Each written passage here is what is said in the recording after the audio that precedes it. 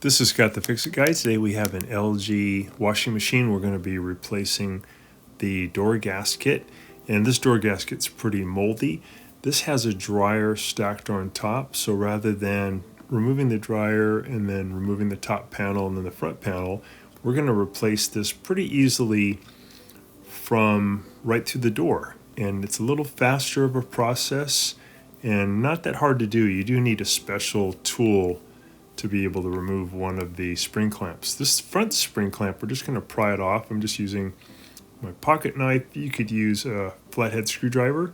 Just pull it back, and this is going to allow you to pull back on the gasket and then also to pull off this spring clamp. This one's actually pretty easy to take on and off. So now we're going to pull back on the front part of the gasket. We're going to push it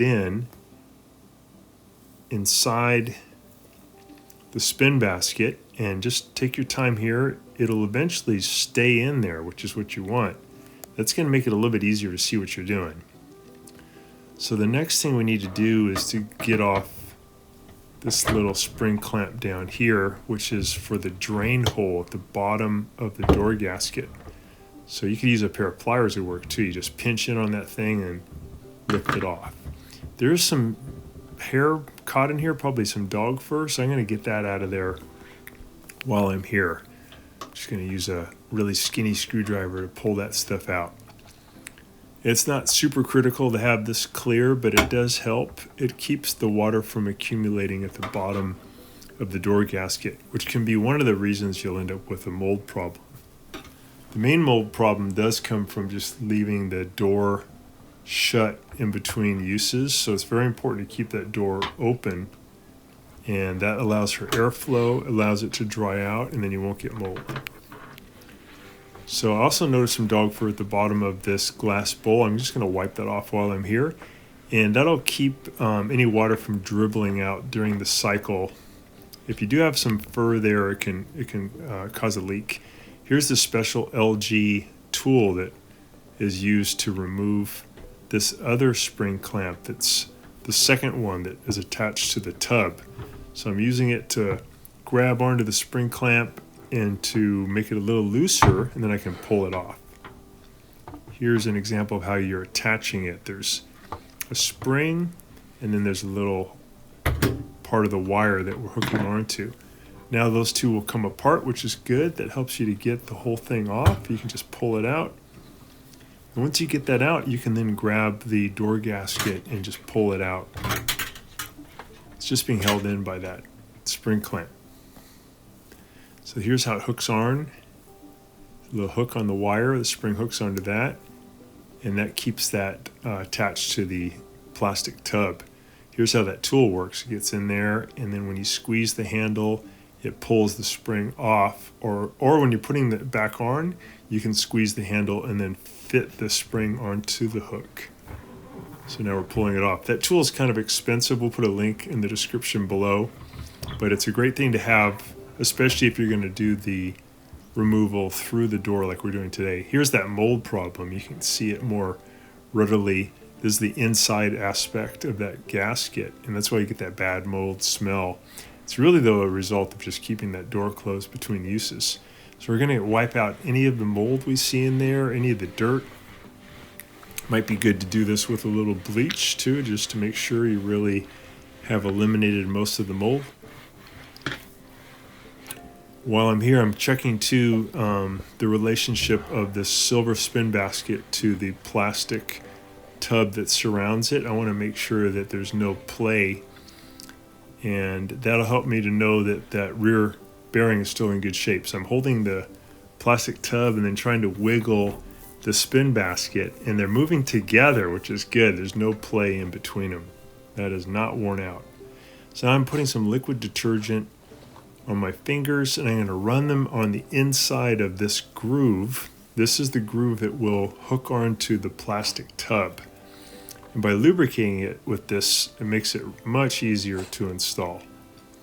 You could do it without putting the lubrication, but it is harder to do. So you can kind of see in the video, I'm just getting it in that one groove only. I'm going to get it all the way around. Now this diamond, or this triangular shape we have, is at the top of the gasket. That's going to be pushed in at the top onto the plastic tub using your thumbs. You'll actually feel it kind of lock into place. I'm sorry about the camera work here, it's a little hard to see. Now I'm just rotating the whole gasket to try to line up that drain hole with the hose that it attaches to. And I'm going to push this in with my thumbs here on the side to really get it to lock in against the tub. I've got to do that and make sure it's really secure before I add that spring clamp back on. So I'm just taking my time and I'm pushing up with my two thumbs and pushing in until I feel that rubber lock onto that plastic tub, on the plastic tub's rim. Now I'll go ahead and push the gasket back into the spin basket so that I can get the clamp on easier, the spring clamp. It kind of stays there by itself once you push it in.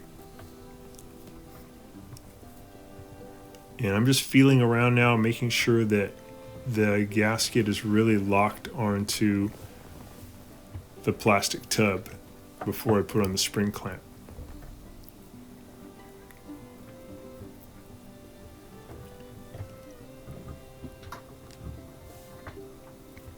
Just checking all those parts of the gasket that touch the plastic tub.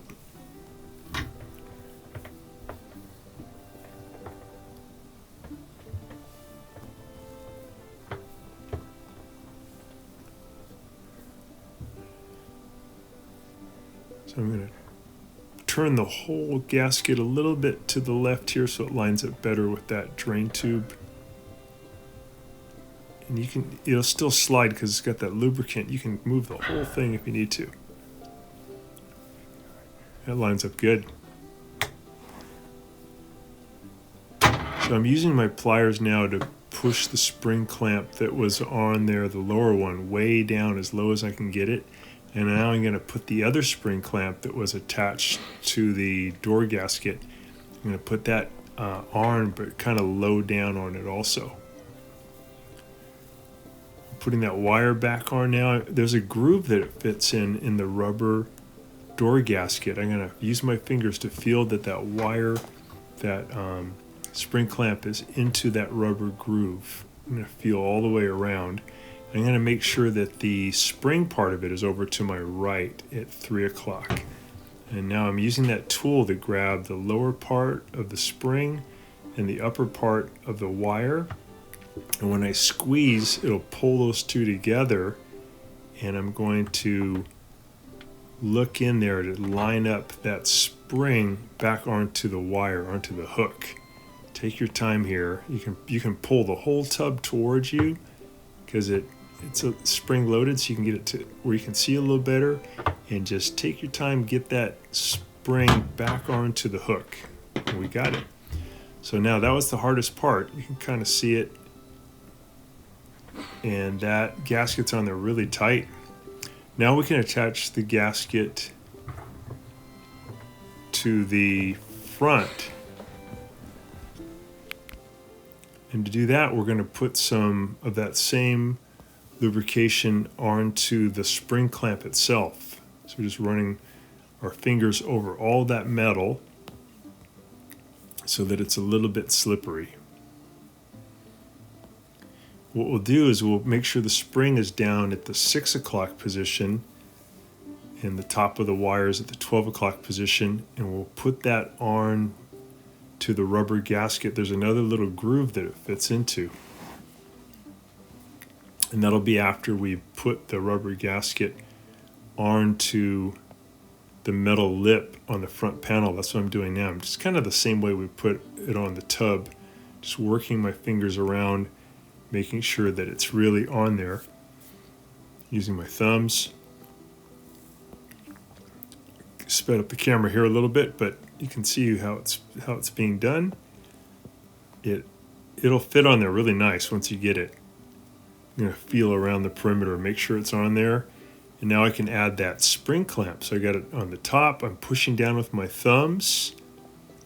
Getting it in the groove. Get the spring down at 6 o'clock, and I'm going to push, push, push, push until the spring also goes into the groove. And that's it. Now we have a brand new gasket on there. It's going to be nice and tight and leak proof. And we did a cycle and made sure that there was no leak. Did really good. This is at the spin aspect. It's going nice and fast. I want to show you guys too on the dryer above it not to use these dryer sheets because they can create some real problems. Like right here on the filter, you can get a waxy buildup. I'm using an old toothbrush to just eliminate all that waxy buildup, and that'll make your dryer run better. You can see that the light doesn't go through there very well, so neither would the airflow. So wiping it off is really good.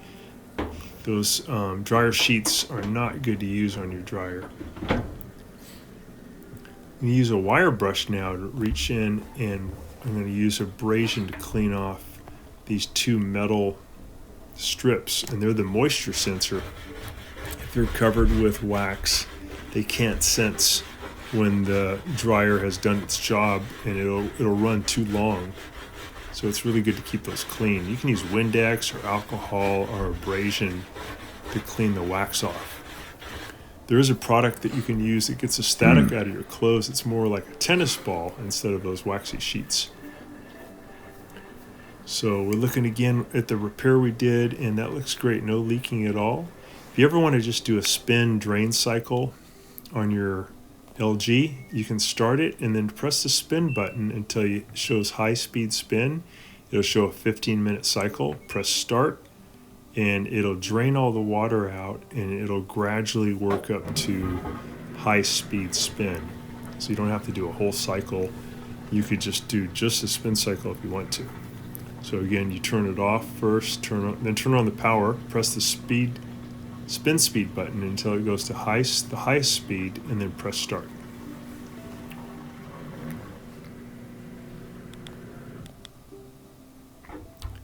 We can see it's doing the spin cycle, and it's gradually counting down.